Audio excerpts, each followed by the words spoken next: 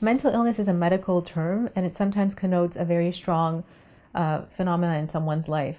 However, there are shades of it. So I mentioned, for instance, not functioning the way that they normally function is one indicator. Feeling extremely tired without having a medical cause is another indicator. And when they do, that they start to talk about it.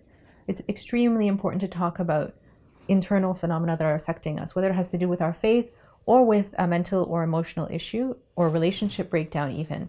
Because over time, if we don't talk about it, it affects us. And then also to talk about it to the right people. So you may go to a friend and say, I have symptoms of depression. I've read up about it online and it looks like I'm experiencing some of these symptoms, or I heard about mental illness and I think maybe something's wrong with me. I have a problem. However, that person may not be the right person to treat the issue, and nor will a parent be, not even a doctor. You know, sometimes we go and we'll tell our doctor, but the doctor is not going to be able to treat the issue. And there are so many people going to doctors now, getting medication for depression. Many people in the Muslim community are doing this, but they're not seeking therapy. And what that does is it will medicate the depression, but it doesn't make the phenomenon go away. They're not actually treating the cause of the problem.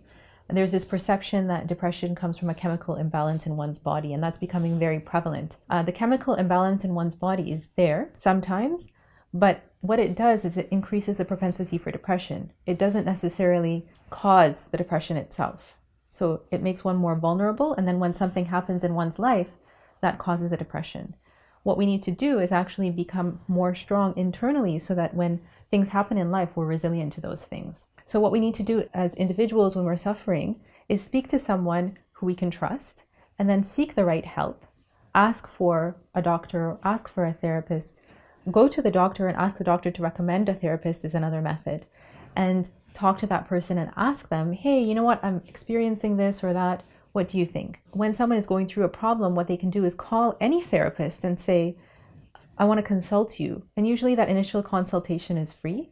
And then the therapist will tell them, yeah, you know what, it sounds like you're going through this or that. Maybe you can come in. And we have an ethical obligation to be honest, not to just try and sell our services on account of telling a client that they may have a mental illness.